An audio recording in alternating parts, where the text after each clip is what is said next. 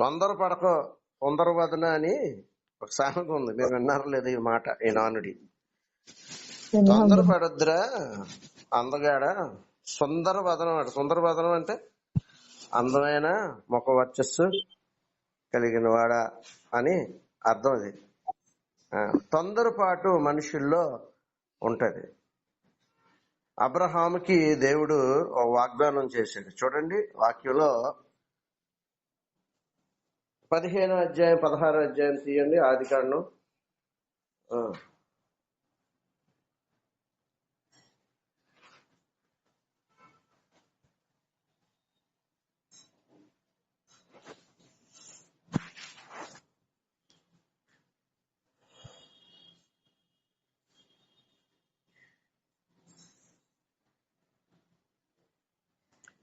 ఒకటో చదవండి.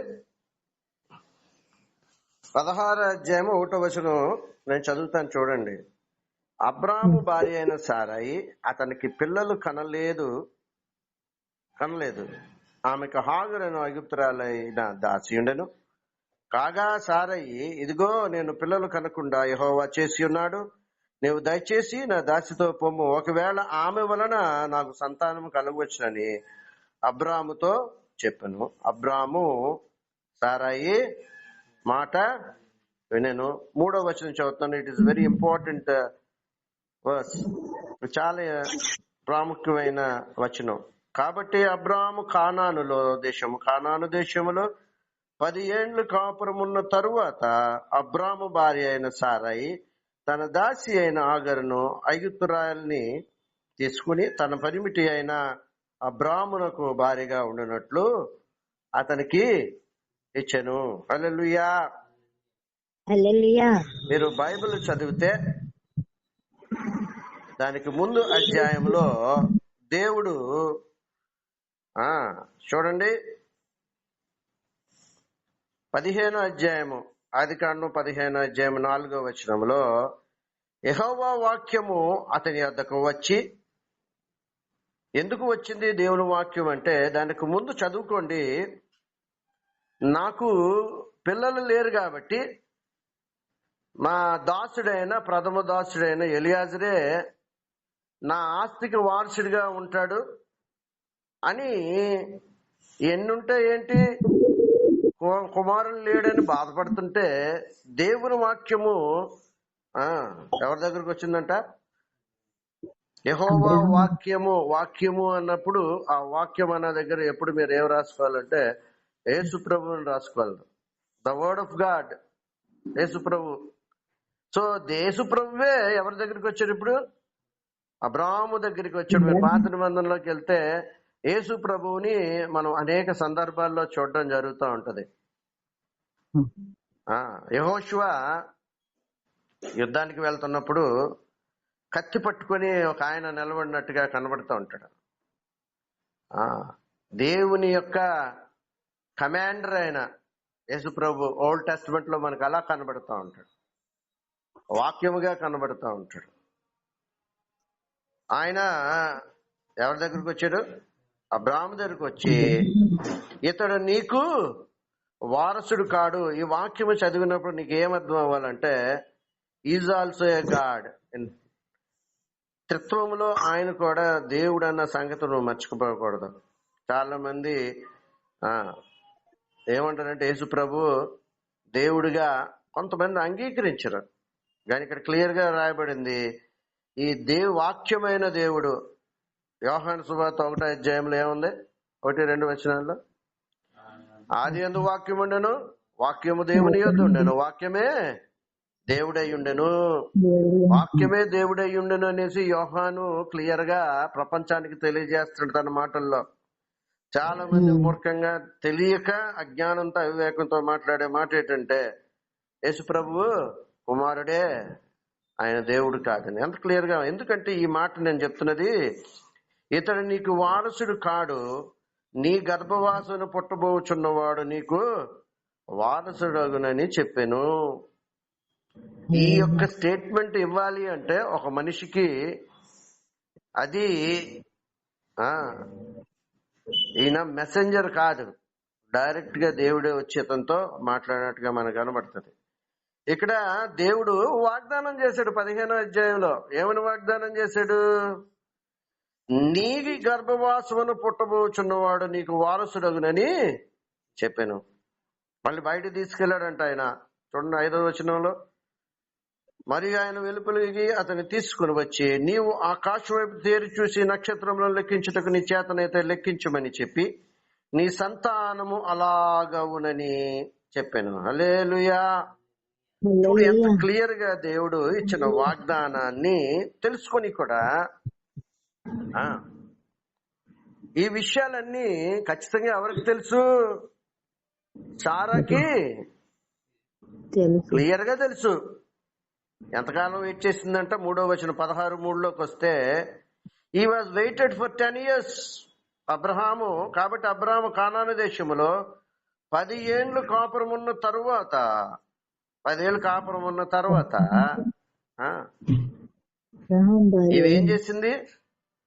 దేవుని యొక్క వాగ్దానాన్ని పక్కన పెట్టేసి, చూడండి ఇక్కడ ఏమని మాట్లాడుతుందో చూడు. 2వ వచనంలో చూడండి, ఆవిడ స్టేట్మెంట్ మనకి ఎంత క్లియర్ గా దేవుని మాటని పక్కన పెట్టి మాట్లాడుతుందో. ఇదిగో నేను పిల్లలు కనకుండా యెహోవా చేశాను, నీవు దయచేసి నా దాసితో పొమ్ము, ఒకవేళ ఆమె వల్ల నాకు సంతానం కలగవచ్చునని అబ్రాతో చెప్పు.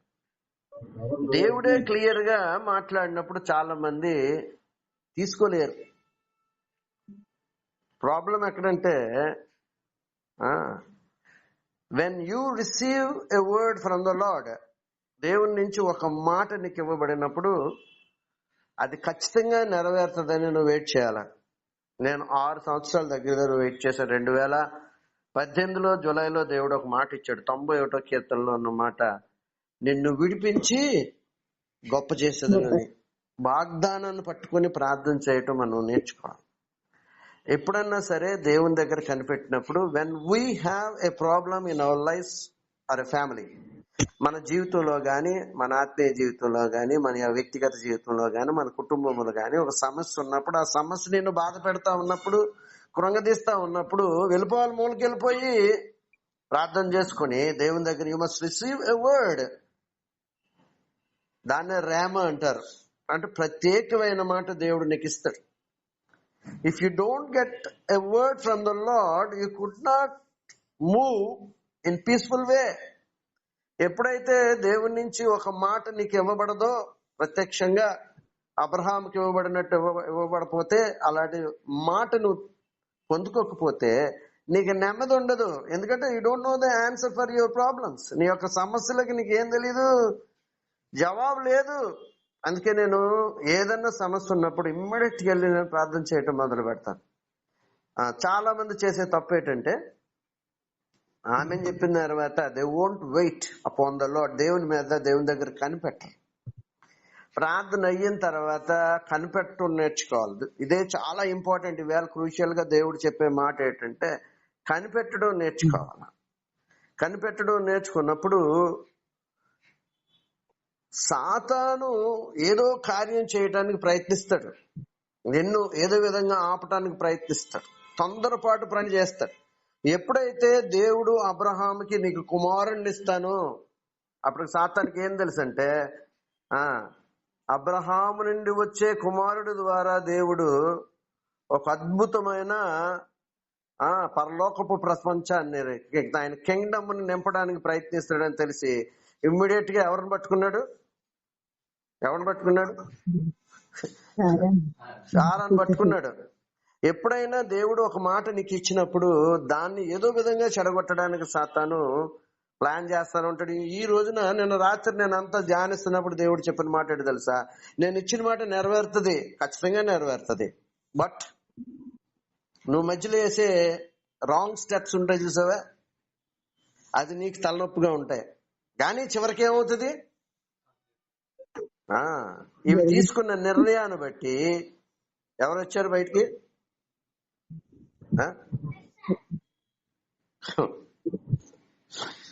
ఇస్మాయిల్ అనే ఒక రాంగ్ ప్రొడక్షన్. ఇస్మాయిల్ బయటకు వచ్చాడు. ఇస్మాయేలు గురించి ఆ దేవుడు చెప్పాడు, ఇస్మాయేలు నీ వాగ్దానం, నీ గర్భమున పుట్టినవాడే నీ యొక్క అవార్చడని. ఏదో విధంగా డిస్టర్బ్ చేయడానికి సాతాను ఎవరిని ప్రేరేపించాడు? సారాని ప్రేరేపించాడు. సారాన్ని ప్రేరేపించినప్పుడు ఆమె చేసిన తొందరపాటు వలన ఏమైంది? మనలో ఏముంటది?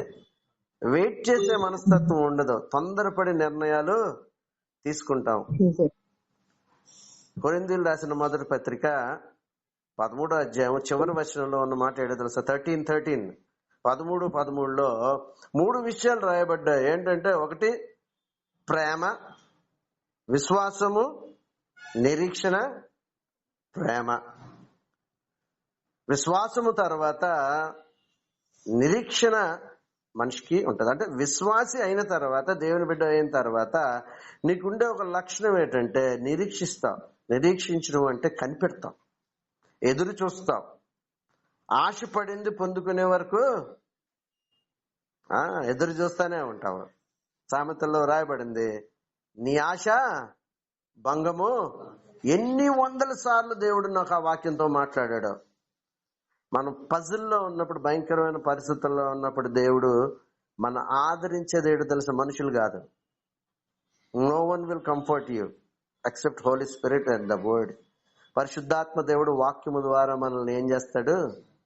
ఆదరిస్తాడు. When we have a problem we have to wait upon the Lord. దేవుని యందు మనకి సమస్య ఉన్నప్పుడు ఏం చేయాలంటే దేవుని యందు దేవునికి ప్రార్థన చేసుకుని దేవునికి దగ్గర మనం ఏం చేయాలా? కనిపెట్టాలా. ప్రాబ్లం విత్ ఎందుకంటే ఏదో విధంగా సారాకు దగ్గరికి వచ్చి ఇస్మాయిల్ని తీసుకొచ్చినట్టుగా ఒక రాంగ్ ప్రొడక్షన్ బయటికి రావడానికి మనల్ని ఏం చేస్తాడు? తొందర పెడతా ఉంటాడు. దాని వలన ఆ ఫ్యామిలీకి నష్టం కలగల. సారా చేసిన పని వలన కేవలము ఆమె ఒక్కదానికే నష్టం జరగల, ఆ ఫ్యామిలీకే నష్టం జరగల. దాని ఇంపాక్ట్ ఎంటైర్ వరల్డ్ మీద ఉంది. మీరు ఇస్మాయిల్ గురించి చదివితే, అతని చరిత్ర గాని చూస్తే, ఈ యొక్క టెర్రరిస్టులు, ఈ తాలిబాన్స్, హమాస్, హిజ్బుల్లాస్, వీళ్ళందరికీ మూల పురుషుడు ఎవడంటే ఈ అరబ్స్ కి. చూడండి, అరబ్ దేశం వెళ్ళామంటే still they are following the old testament. They won't accept the Jesus as their personal saviour. పాత నిబంధన ఇంకా ఏంటిది? కంటికి కన్ను, పంటికి పన్ను. ఓల్డ్ సిస్టమ్ నే ఇంకా ఎందుకు ఫాలో అవుతున్నారంటే they are all the descendants of Ishmael యొక్క సంతతి వారు. వాళ్ళందరూ ఒక రాంగ్ ప్రొడక్షన్ బ్రీడ్, ఈ జాతి, ట్రైబ్ భూమి మీదకి వచ్చేసింది. ప్రపంచంలో మొదట ఎవరుంటారో తెలుసా? ఎక్కువ జనాభా కలిగిన వాళ్ళు, ఎక్కువ జనాభా క్రిస్టియన్స్, క్రీస్తుని తెలిసిన వారు. రెండోది ద వెరీ నెక్స్ట్ పీపుల్ ఎవరో తెలుసా? ఎవరు? ముస్లిమ్స్. సో ట్రాక్ పక్కెళ్ళిపోయింది. ఖురాన్ లో అట్లో ఎవరు రాయబడి ఉంటదంటే ఇష్మాయేల్ ని బలి ఇవ్వడానికి వెళ్ళినట్టుగా మనకు కనబడతా ఉంటది. ఖురాన్ లో పేరు మెన్షన్ చేయలేదు తెలివిగాళ్ళు. చూడు సాతాను ఏం చేశాడు. ఖురాన్ లో అబ్రహాము తన కుమారుణ్ణి బలిచ్చాడని చెప్తే వీళ్ళు ఏమైనా కంక్లూజన్ కి వచ్చారంటే ఎవరినిచ్చారని పెట్టేశారు వీళ్ళు? ఇష్మాయిల్ ని బలి చేశాడనేసి ఒక రాంగ్ డాక్టర్ ని సృష్టించడానికి మానవులని దగ్గరగా ఇచ్చి కొంచెం సగం మందిని, ఎక్కువ శాతం మందిని దేవునికి చెందకుండా చేసేసాడు. దానికి ఎక్కడేసాడంటే పునాది సారా దగ్గర వేసాడు. దేవుడు ఒకని ఎడల ఒక ఉద్దేశం కలిగి ప్రామిస్ ఇచ్చి చెయ్యాలనుకున్నప్పుడు ఇమ్మీడియట్ గా సాతాను తన పనిలో, యాక్షన్ లో దిగుతాడు. సో మనం ఇప్పుడు ఈ రోజు నేర్చుకోవాల్సింది ఏంటంటే ఓపికగా కనిపెట్టాలా. ఓపికగా కనిపెట్టకుండా తొందరపడి ఏదన్నా నిర్ణయం తీసుకుంటే దాని ఇంపాక్ట్ మనల్ని మన ఫ్యామిలీనే కాదు, it effects entire society, entire world, ప్రపంచాన్ని అంతా ఏం చేస్తుంది ఇది? నష్ట దాని ఇంపాక్ట్, దాని యొక్క ప్రభావము, దాని యొక్క ఏమవుతుందంటే పరివేశానము ప్రపంచానికి చుట్టుకుంటుంది. మనం ఒక్కడమే, మన ఫ్యామిలీ నష్టపోదు. ఇప్పుడు సారా చేసిన పనికి ఆ ఫ్యామిలీ ఒకటే కాదు, అసలు తన కుమారుడైన హాగర్ ద్వారా పుట్టిన ఐగుప్తురాయలైన దాసి అయిన ఆమె ద్వారా పుట్టిన ఇష్మాయేల్ బట్టి ప్రపంచం అతలాకుతలం అయిపోతుంది. ఇప్పుడు నెమ్మది లేదు, ముఖ్యంగా దేవుని ప్రజలకు నెమ్మది లేదు. ఇశ్రాయేల్ దేశంలో ఏం లేదు, నెమ్మది లేకుండా చుట్టుపక్కల అందరు చూసావా, శత్రువులందరూ, వాళ్ళందరూ యారబ్స్, వీళ్ళందరూ ఎవరనుకున్నా ఇష్మాయేలు సంతానము, దేవుని బిడ్డల్ని కొట్టడానికి సాతాను. కాబట్టి ఎప్పుడన్నా ఈ రోజున దేవుడు చెప్పే మాట ఏంటంటే వెయిట్ అపాన్ ద లార్డ్. రెండవ మాట, విశ్వాసము తర్వాత, విశ్వాసి అని చెప్పబడిన తర్వాత మనకుండే ఒక లక్షణం ఏంటో తెలుసా? కనిపెడతాం. We never take any wrong step in our lifes. So ఏదో విధంగా సారాన్ని పడగొట్టడానికి ప్రయత్నిస్తాడు. దాని ఇంపాక్ట్ ఎలా ఉంటదంటే చాలా భయంకరంగా ఉంటది. మీరు గత సంవత్సరం నుంచి అక్టోబర్ 7 నుంచి చూస్తే still the war is going on. ఇంకా వార్ ఏం అవుతుంది, అవుతానే ఉంది. కొన్ని వేల మంది చనిపోయారు. మీరు హమాస్ చూస్తే అక్కడ ఆ పాలస్తీనా ప్రాంతము ఒక ఎడారిలాగా అయిపోయింది, నిర్మానుష్యంగా అయిపోయింది. ఆల్మోస్ట్ ఆల్ 80 to 90% ఇల్లులన్నీ కూడా స్మాష్ చేసి పాడేశారు. కొన్ని వేల, 40,000 50,000 మంది చనిపోయారు. అందులో చిన్నలు పెద్దలు కూడా చనిపోయారు. ఇలాంటి దుస్థితికి కారణం ఆ రోజున సారా తొందరపాటు వలన జరిగింది. గుర్తుపెట్టుకోండి ఆ విషయం. హిజ్బుల్లా వాళ్ళు చూసారా, ఇరాన్, ఇలా అందరూ కూడా ఏడుస్తున్నారు అంతే పాలస్తీనాలో. దీనికి మూలం ఎక్కడంటే ఎక్కడ? సారా దేవుడిచ్చిన వాగ్దానాన్ని పక్కన పెట్టేసి ఏం చేసింది? తొందరపాటు నిర్ణయం తీసుకుంది. మనం దేవుని బిడ్డలుగా ఒక విషయాన్ని జాగ్రత్తగా గమనించుకోవాలి. ఏంటో తెలుసా విషయం? నిరీక్షణ కలిగి ఉండాలా. Wait wait wait until you receive your word. నీకు దేవుడిచ్చే మాట నెరవేరు వరకు. యోసేపు గురించి వ్రాయబడింది, కీర్తనలో వ్రాయబడిన మాట ఏంటో తెలుసా? అతనికి జరగవలసిన ఆ డ్రీమ్, కళ ఏమైంది? నిజమయ్యే వరకు దేవుని వాక్యం అతన్ని వెంబడించినట్టుగా కనబడుతుంది. గుర్తుపెట్టుకోండి, వన్స్ ఒక మాట దేవుడు ఒక వర్డ్ నీకు ఇచ్చినప్పుడు, ఒక వాగ్దానం నీకు ఇచ్చినప్పుడు, ఒక ప్రవచనం నీకు ఇవ్వబడినప్పుడు, దేవుని మాట నీకు ఇవ్వబడినప్పుడు, అది నెరవేరే వరకు, ఈ మాట మనం జాగ్రత్తగా గమనించుకోవాలి, అది నెరవేరే వరకు ఆ మాట, ఆ ప్రొటెక్షన్ పరిశుద్ధాత్ముడు ఇస్తూనే ఉంటాడు నీకు. Because it is God's word. ఆయన మాట తిరుగులేని మాట కాబట్టి అది నెరవేరే వరకు. ఇప్పుడు నీ గురించి మేము ప్రవచించాం ఎప్పుడో లాంగ్ బ్యాక్, ఏమని? God will use you. ఏం చేయాలా? ఏం చేస్తాడు ఈ మధ్యలో ఏం చేస్తాడు? మొదట్లో అదే జరిగింది. 5 నిమిషాలు కూడా రాత్రి ప్రార్థన కూర్చోలేదు 1 year 2 years back.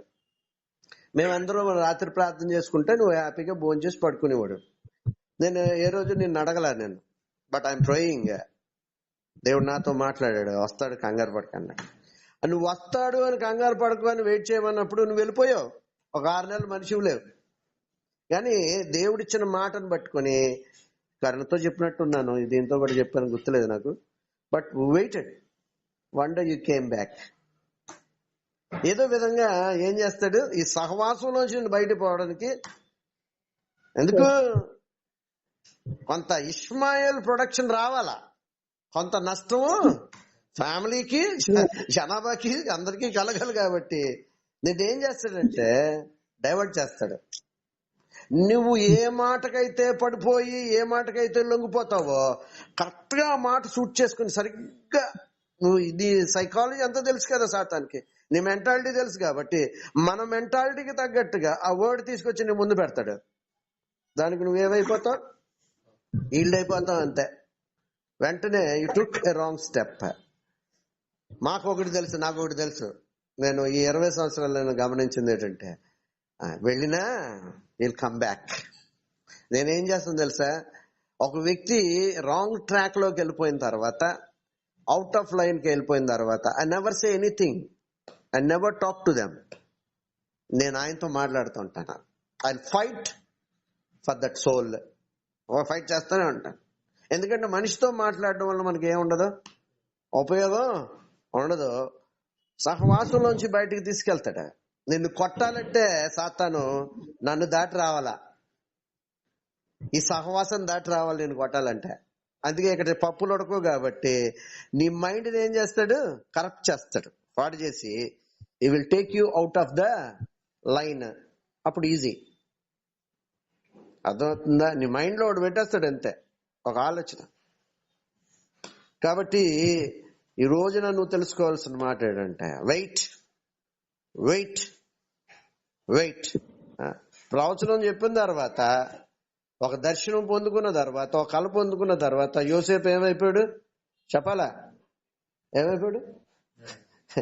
Very next minute గోతులో పడేశారు, అంగి పీకేశారు. మళ్ళీ ఏం చేశారు? అల్లారు ముద్దుగా తండ్రి దగ్గర పెరిగిన ఒక వ్యక్తిని తీసుకెళ్లి ఒక బానిసగా అమ్మేశారు. బట్ యోసేపు డ్రీమ్, అతనికి ఇవ్వబడిన, అతను దేవుడిచ్చిన ఆ యొక్క కళని గురించి ప్రార్థన దాన్ని పట్టుకునే ఉన్నాడు. పాట ఒకటి ఉంది తెలుసా, దేవుడు ఎల్లప్పుడు తోడుగనున్నాడు, తోడుగనున్నాడు. యోసేపు అమ్మబడినప్పుడు, గోతుల్లో త్రోయబడినప్పుడు గుర్తుపెట్టుకో, నీ క్రిటికల్ సిచ్యుయేషన్ లో ఎప్పుడు ఆయన తోడు ఉంటాడు. Because the word was released. నీ ఎడల దేవుని యొక్క ఉద్దేశ్యము తెలపబడింది. కాబట్టి ఏం చేయాలా? నిరీక్షించాలి. విశ్వాసకుండే ఒక లక్షణం ఏంటంటే కనిపెడతాడు. ఎప్పుడండి అబ్రహాము పిల్లోడు పుట్టాడు? When he was 75 he follow the Jesus, follow the God. దేవుణ్ణి 75 సంవత్సరాల వయసులో అతను దేవుణ్ణి వెంబడించడం మొదలు పెట్టాడు. దేవుణ్ణి నమ్ముకున్నది 75 సంవత్సరాల వయసులో. అతనికి ఇవ్వబడింది ఎప్పుడో తెలుసా? ఈ వెయిటెడ్ ఫర్ 24 years. ఇంచుమించుగా 24 సంవత్సరాలు తన వాగ్దానాన్ని, తన అనుకున్నది నెరవేరడానికి అంత టైం పట్టింది. ఈ క్రిస్మస్ సందర్భంలో చాలా మంది మాట్లాడే ఒక వాక్యం ఏంటంటే, జకరియా బహువృద్ధులైరి. ఎలిజబెత్ జకరియాల గురించి వ్రాయబడింది. లేట్ అవుతుంది అంటే you have to know the wonderful thing is going to happen. నీకు ట్రైనింగ్ ఎక్కువైనా లేట్ అయినా నీవు ఒకటి గుర్తించుకోవాలి, ఒక అద్భుతాన్ని దేవుడు నీ ఎడలు చేయబోతాడని. ఐఏఎస్ ట్రైనింగ్ అయిన వాళ్ళకి, ఐఏఎస్ అయిన వాళ్ళకి, సివిల్స్ రాసిన వాళ్ళకి ట్రైనింగ్ ఎక్కువ కాలం ఉంటుంది. 1 year 2 years ఇస్తారు అనుకుంటా. అదే చిన్న చిన్న పోస్టులకి పెద్ద ట్రైనింగ్ ఉండదు. ట్రైనింగ్ ఎక్కువ ఉంది అంటే పోస్ట్ కూడా పెద్దదే ఉంటుంది. 40 సంవత్సరాలు మోషేకి దేవుడు ఏం చేశాడు? మిద్యాను అరణ్యంలో ట్రైన్ చేశాడు. ఒక అద్భుతం. దాస్యంలో ఉన్న 400 సంవత్సరాల నుంచి దాస్యంలో ఉన్న వారిని విడిపించడానికి, ఒక పెద్ద జనాంగాన్ని విడిపించడానికి gave 30 years training, 40 years training. కాబట్టి ఇది గమనించుకుంటూ ఉండాలా. నీకు లేట్ అవుతుంది అంటే దేవుడు ఒక అద్భుతాన్ని నీ జీవితంలో, దేవుడు వెయిట్ చేసినందుకే అబ్రహాంకి అద్భుతంగా.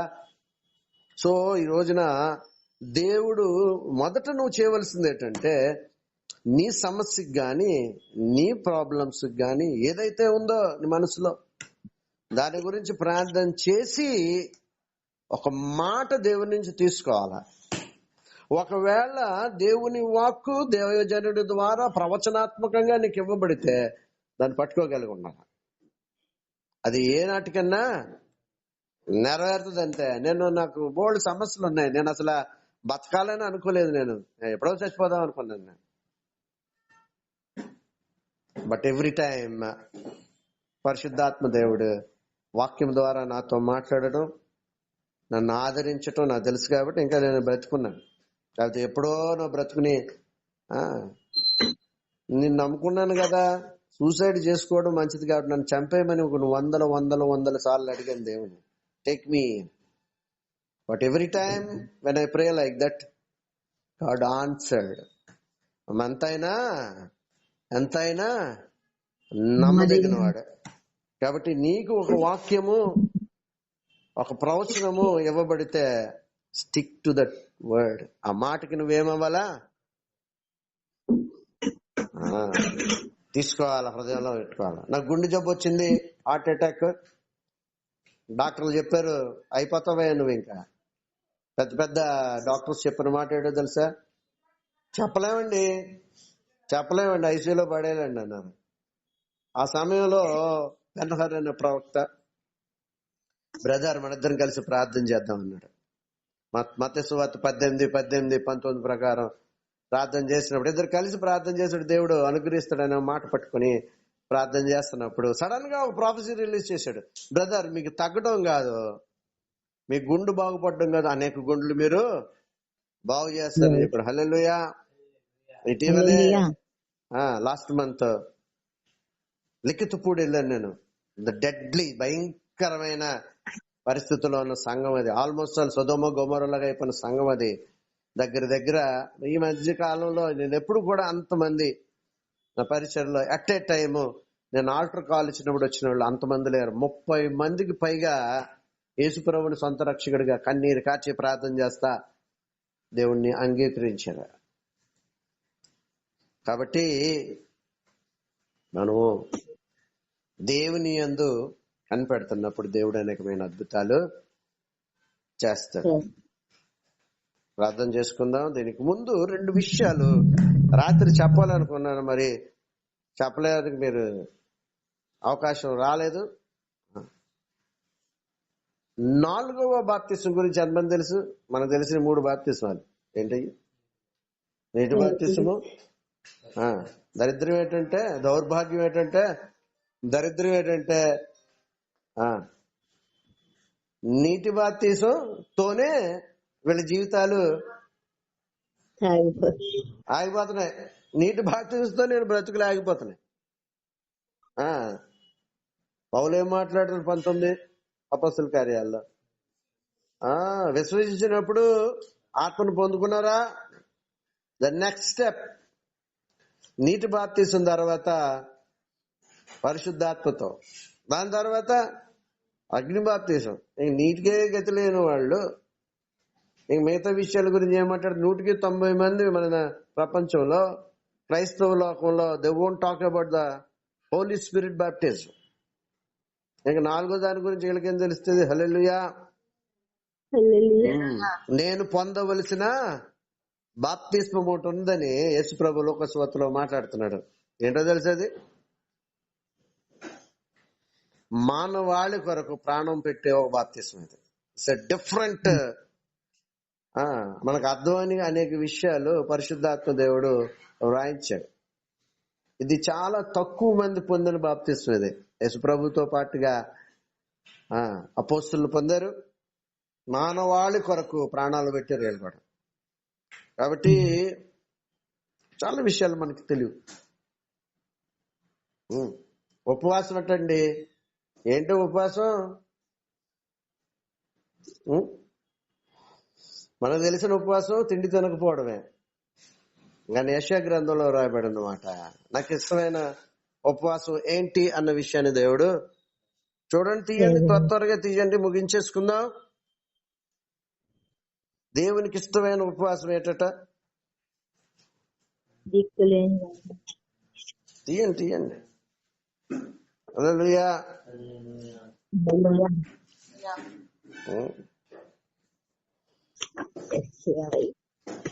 యెషయా గ్రంథం 58:6 ఉన్న మాట చదువుతున్నాను. బేవేరు తీయండి. యెషయా 58:6 దుర్మార్గులు కట్టిన కట్టలు విప్పుటయు కాడి మానుమోకులు తీయుటయు బాధింపబడిన వారిని విడిపించుటయు ప్రతి కాడిని విరగొట్టుటయే నేనేర్పరచుకొనిన ఉపవాసము కదా.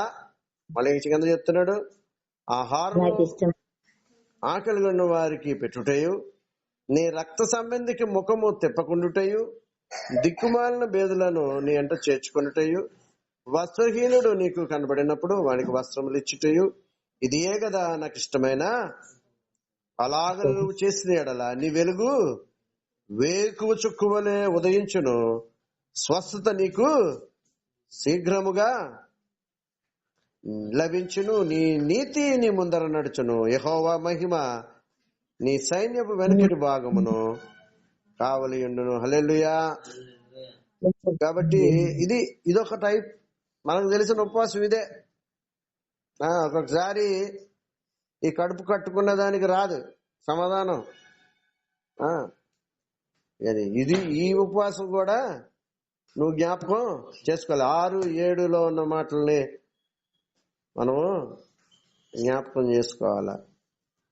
కాబట్టి ఉపవాస ప్రార్థన మనిషిని ఏం చేస్తుంది? క్రమపరుస్తుంది. అందుకే చాలా మంది చూడండి, నేను సేవకి వెళ్తా ఉంటాను, కొన్ని వందల సార్లు కొన్ని వందల సంఘాలకు వెళ్ళాను, 99% ఉపవాసం కనపడదా సేవకుల్లా. చాలా తక్కువ మంది చేయడం నేను చూస్తా ఉంటాను. ఉపవాస ప్రార్థనలని హెడ్డింగ్ పెట్టుకుంటారు కానీ ఏముంటదా? ఎలాగానే చికెన్ బిర్యానీ వండే రోజు, ఉపవాస ప్రార్థన రోజున చికెన్ బిర్యానీ వండుకునే ఈ దౌర్భాగ్యపు స్థితి క్రైస్తవ లోకంలో నుంచి తుడిచిపెట్టబడునుగాక. ఎక్కడ కొడతాడంటే మొదట శరీరం మీద కొడతాడు. నీవు ఆత్మీయంగా ఎదిగిన తర్వాత, దేవుని బిడ్డవైన తర్వాత ఉపవాసం అనే ఒక క్రియ నీలో జరగటం మొదలు పెడుతుంది. ఇది దేవుడు అనుగ్రహించే గొప్ప కృప. ఇది మనం ఓపికతో మనం చేయం గాని దేవుడు మనకు పెడతా ఉంటాడు. నేను చాలా సార్లు బాగా తినేసి వెళ్దాం అనుకుంటాను, సడన్ గా అంటాడు నో ఫుడ్ ఫర్ యూ. ఖచ్చితంగా దేవుడు నాతో మాట్లాడడం నాకు తెలుసు. నువ్వు తినకయ్యా ఈ రోజు అనగానే, ఒకవేళ నేను తినడానికి ప్రయత్నిస్తే కూడా నాకు తిండి దొరకదు. ఆయన ప్రణాళికలో ఉన్నప్పుడు ఏదైతే ఆయన ఉద్దేశం ఉందో నేను చూసి ఆశ్చర్యపోతూ ఉండేవాడిని. తినాలనుకుంటే కూడా నాకు తిండి దొరకలేదు చాలాసార్లు, అన్ని ఉండి కూడా. తినడానికి అన్ని వనరులు ఉన్నప్పటికీ తినటానికి లేని స్థితి నాకు తెలుసు. ఎందుకో తెలుసా? దేవుడు ఒక పర్పస్ చేయడానికి, ఒక పని చేయడానికి మనల్ని సిద్ధపరుస్తాడు. ఎవరైతే సాధనలుగా ఉంటారో వాళ్ళని ప్రిపేర్ చేస్తాడు. కాబట్టి అందుకే అద్భుతం ఏంటంటే మన సహవాసంలో ఉన్న వాళ్ళందరూ కూడా ఉపవాసం అంటే చాలు వెంటనే ఏం చేస్తారు? మెంటల్ గా ప్రిపేర్ అయిపోతారు అంతే, ఇమ్మీడియట్ గా. రాజీ అని ఒక అమ్మాయి ఉన్నది, సండే స్కూల్ పిల్ల, 7-8 సంవత్సరాలు ఉండి సాయంత్రం 5:30 ఒక 2 నిమిషాలు 3 నిమిషాలు 6కి ఉండగా మంచిగా దానికి భోజనం అది పెట్టాను నేను ఇంట్లో, మా ఇంట్లో. ఉపవాసం 6 అయిపోతుంది కదా, ఉపవాసం అలా వదిలేసింది అంతే, చిన్నపిల్ల. సో ఈ నడిపింపులో ఉన్నప్పుడు అద్భుతమైన కార్యాలు మన జీవితంలో దేవుడు చేస్తాడు. వాగ్దానాలు అన్ని కూడా ఏం చేస్తాడు? నేను ముగించే ముందు ఈ మాట చెప్పి ముగిస్తున్నాను, గుర్తుపెట్టుకోండి. సమస్యలు ఉన్నప్పుడు మొదట కనిపెట్టాల. కనిపెట్టిన తర్వాత దేవుడు ఏం చేస్తాడు? ఒక మాట మనకిస్తాడు. ఆ మాట మీద మనం ఏమవ్వాలా? కనిపెట్టాలి, నిరీక్షించాల. విశ్వాసకుండే మనకు ఏంటండి, మనకుండే ఒక నిరీక్షణ ఏంటి? ఆయన ఒక రోజు వస్తాడు, మధ్యాకాశంలోకి వచ్చి మనల్ని అందరినీ తీసుకెళ్తాడనే ఒక నిరీక్షణతో మనం ఉంటాం. ఒక ఆయన అన్నాడంట, ఎలాగున్నారండి అనారోగ్యంతో ఉంటే పరామర్శించడానికి వెళ్తే ఆయన అన్నాడట, నేను సిద్ధంగా ఉన్నాను అన్నాడట. నేను బాగున్నాను అనలా. ఆయన వస్తే నేను ఎత్తబడ్డానికి మనం ప్రిపేర్ చేసుకోవాలి. దేవుడి కొద్ది మాటలు దీవించును గాక.